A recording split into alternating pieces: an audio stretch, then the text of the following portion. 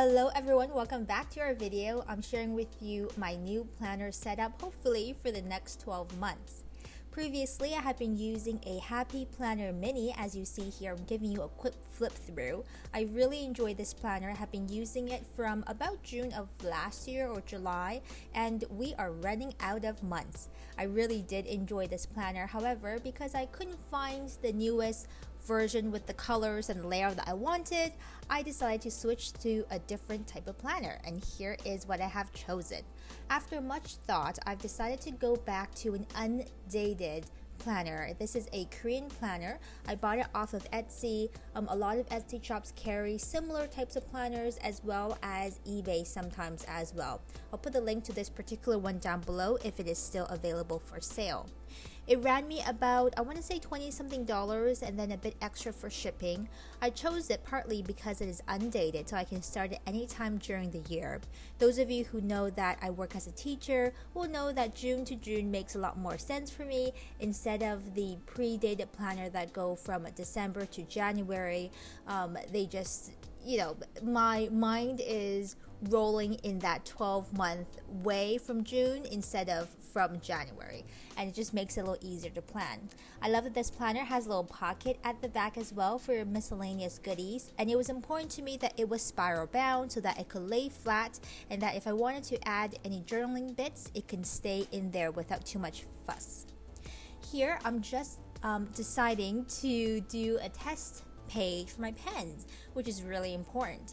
Now, this planner doesn't come with too many extra pages, so I did have to sacrifice a back notes page for my pen test, but I think this is really important whenever I start a new planner or journal, just so I know what kind of pens and pencils and whatnot I can use in here and colors. I'm testing a Sharpie pen, which has been one of my favorites using the Happy Planner Mini.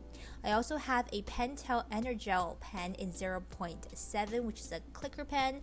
I have I believe this is a Muji pencil, and also I have some Pilot friction pens. I have a Staedtler Plus or Tri-Tip in a couple of different colors. I really like those as well, and also some Miniso felt fine tip liners, and of course the famous mod liners from Zebra.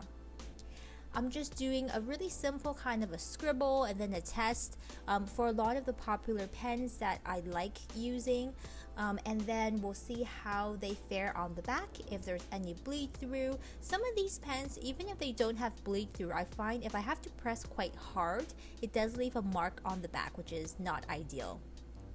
Unfortunately, the Zebra mod liners are probably a bit too rich and saturated for this type of paper. The paper is not thin by any means, however, just for what it is, I don't like to see a lot of ghosting at the back, as I do plan on using both sides of the paper. So you can see the mod liners where you stop at the end, because you hold it there for like a microsecond longer, it does bleed slightly. Everything else looks pretty good. There is a lot of ghosting with many of the other pen choices, so I had to be really selective about what I'm going to use. In the end, I think the friction erasable line of highlighters and fine liners or markers, as well as gel pens, seem to work the best, so that is what I'm going to stick with. Thankfully, I had purchased a whole bunch of them in the past, and most of them are still pretty good. They've got ink in them and they still work fine, so I'm pulling those out again. I'm also adding the Pentel Energel. It's not perfect, but I really like how dark the ink is. Then I'm going to start by setting up my monthly page, and here I'm doing that by using a stamp.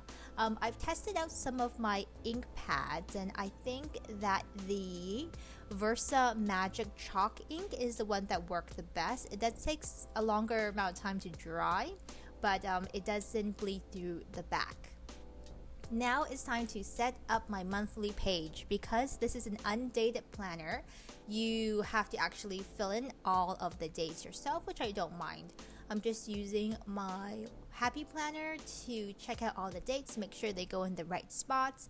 And I really do like how this new planner is gridded, in the sense that you can, if you are someone who writes really small, that will work for you. The grids are actually quite small. But if you're someone who writes a bit larger, you can use like double line grids, and it keeps you organized without being in your face. In a way, you can kind of consider this as a semi preset bullet journal in a way. Like, it has that bullet journal feel without you having to set up everything every single week and every month, which can be kind of tedious for me. So I've colored in my month during this particular week, and then I've put my dates as well on the left hand side, just adding in the month in writing as well. As you can see in the left hand column, there are 3 check boxes. So if you're someone who does like the 3 important things of the day or the 3 key things of the day, that's actually really helpful, and I do like that. I'm just adding some appointments and things happening for work. And then on the right hand column, I've decided to use the entire row as meal planning. I've been trying to do some meal planning, and I've been fairly good at keeping up with it, but I've been doing it on a separate page and then adding it to my mini Happy Planner. With this particular planner, because it is larger and has more space, I think that I'm just going to start doing it inside the actual planner itself. We'll see how that goes. Now, my favorite part, I've been really into stamps. These ones I'm showing you right now are, I believe, from the Happy Planner collection. I bought 2 of the stamp sets, and I'm using my stamping blocks and the same Versa Magic chalk ink to do some stamping on the other side. The right hand side of the planner page is completely bare, and you can divvy it up any way that you would like. So I got one section for to-dos, one section for miscellaneous. Still working on my stamping skills. Stamping is pretty new to me, but I like the idea that you can do different colors and that it's reusable, and it is quite affordable in the long run. Of course, I do have some stickers. I bought these off of eBay, and I'm quite thrilled with them, super excited.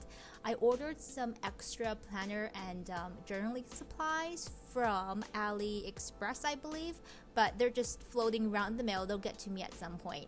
I also pulled out some older stickers I had. These are the ones I bought from Michael's. I think some are recollection stickers, some might be Happy Planner stickers. One that I really love, I think it's so cute, is from Carpe Diem. They have these planner tablets, which are like cohesive stickers in a set. I bought this particular one off of Amazon, I think, and it wasn't terribly expensive. I try not to use them too much because I feel like once you use a sticker, it's kind of just gone. Anyway, so here is a flip through of my final initial setup. I put a quote on the first page. Then we have our year at a glance, which is not really that big. I might use it for tracking, your menstrual cycle. And then we get straight into my first month, which is May. So I have it pretty bare bones right now. I've got some things listed in the left-hand side column for things to do or hoping to do, any events like the Sephora VIP sale that has just gone and passed us. Some potential things to do, any holidays. We had Victoria Day in the month of May right here. And any holidays that you get a day off, I just color in the date so I know. Attempt to add some decorating with a sticker, but it's lopsided. Still working on my decorating skills. Then let's go to the first week. I've got here on the side some weekly budgets. I haven't filled it in yet. I've got miscellaneous things to do or to ponder about, actual things to do. And here I've used the Pilot Friction pens in 0.7. And the markers also work really well. I've also got the friction highlighters that work fine as well. Then here is my setup for the week. It does go from Monday all the way to Sunday. On the right hand side column of the left hand page, I've got my meal planning. By the time I'm doing this voiceover, by the way, I've been using it for a few weeks now, and I like planning my meals in the actual planner. That's been working out really well. The back, of course, I've put some extra stickers if I want to plan on the go. And then in the very back, we do have a few extra pages. So I decided to put in a books read section. I've been reading some books, and maybe this will encourage me to read a few more this year. So that's a quick flip through of my new planner setup. Let me know what you really liked about it. Would you use a planner like this? And what are you using this year? I hope to hear back from you in the comments, and I'll talk to you later. Bye!